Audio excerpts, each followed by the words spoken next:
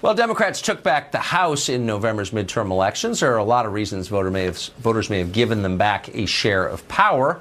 Maybe they trusted them more on health care or social programs or the economy. The polls aren't exactly clear. Newly elected Democrats say they plan to make a priority of legislation over investigations. But is that true? The Daily Beast's Betsy Woodruff says that much of the party is most interested in the chance to take part in a Trump impeachment. Watch this. Democrats are lining up to get on House Judiciary because they're expecting it to be the place where the action is, in part, of course, because Nadler would be in a position to preside over any potential impeachment proceedings. Chris Hahn is a progressive radio host and former aide to Senator Chuck Schumer. He joins us tonight. Chris, thanks a lot for coming on. So I don't understand all the lying and embarrassment. So obviously Pelosi has decided, and she went through this again when she was Speaker in 2006, when Democrats wanted to impeach Cheney and Bush, and she said, we're not going to talk about that in public. She's trying to keep her troops from talking about impeachment. But the overwhelming majority of Democratic voters are for impeaching Trump. And why wouldn't they be? They've been told he's a war criminal. I get it.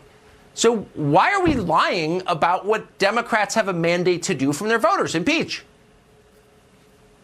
Well, look, I think there's people in the party that would like to see some sort of investigation of the president. But I think the majority was won in suburban swing districts, which want people to work on things like health care, changing the tax reform so it benefits the middle class, and other issues that they campaigned on. Most of the campaign was not about impeachment. I have always said to you, I don't believe we're at a point where impeachment will be a real thing. And I think impeachment has to be a bipartisan thing. Of course, it has to be for removal in the Senate. I think Nancy Pelosi knows that. She will be the Speaker of the House. I do not think, barring some major revelation in the Mueller report, I don't think you will see impeachment on the agenda for the next Congress. Well, I think that's probably right because Democrats are terrified of her, and anyone who steps out of line is crushed. Poor Marcia Fudge got totally destroyed by Nancy Pelosi when she briefly suggested running against her. People are afraid of Pelosi. I get it. I'm just saying it doesn't make much sense. I mean, I've spent 2 years listening to Democrats say that this guy, comparing him literally to Hitler, and saying that he colluded with a foreign power, he's treasonous. Many people have said that. So if he's all the things that you've told us he is, why don't you have a moral obligation to impeach him this afternoon? I'm serious. Well, look, like I've said, unless there's something that both sides agree is criminal, ready for removal, I don't see Nancy Pelosi allowing that to go forward in the House. Look, we know what happened when they tried to impeach Bill Clinton. It made Bill Clinton stronger. You're right. You're right. Look, I get it. I agree with you as a political matter. You're absolutely right. And Pelosi's very smart politically, and she knows it'll hurt Democrats if she tries to impeach. And so I'm sort of in jest encouraging you to impeach because it would hurt you.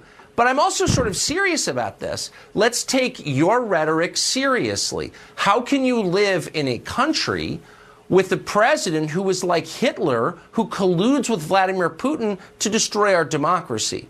He's literally evil. Well, they tell us that every day. MSNBC is predicated on that idea. Yeah, no, seriously. My answer to that is we're not going to be able to remove him through impeachment. The only way to remove Donald Trump is to beat him at the election box. So what I have said and what others have said is Democrats should investigate where there's clear evidence of problems within his administration so that it makes it harder for him to get reelected in 2020. If you try to impeach him without the Republicans coming on board to actually remove him, it is a waste of time. It's a waste of political capital, and it will lead to the Democrats losing their majority and Donald Trump being reelected president in 2020. But if you run government good, if you put good bills in front of his desk that he will not sign, then he will have a hard time getting reelected. But is there a time when Democrats say, look, we disagree with Trump on some things, not that many things, to be totally honest, on a policy level, not that many things, but some things. We don't like his style. We don't think he should tweet. But that time that we said he was a traitor to his country or like Hitler, we shouldn't have said that because that was like a grotesque overstatement that made us look stupid. And it was kind of wrong to talk that way. Is anybody ever going to say that? Well, I hope people, I don't know if they're going to actually say that. It seems like the apology and taking things back is gone from American politics. But what I do hope is we'll see people come together on things they can find common ground on and pass bills on things that will work. I'm encouraged by this criminal justice reform that's out there right now. I love it. Yeah. I'm encouraged by that good. sort of stuff. I want to see real infrastructure. Okay. Yeah. Well, I hope you're right. Nobody ever says they're sorry anymore. It's a lost art form in politics in this country. So I wouldn't hold my breath on that. They should. Okay. Chris Hahn, thank you. I agree.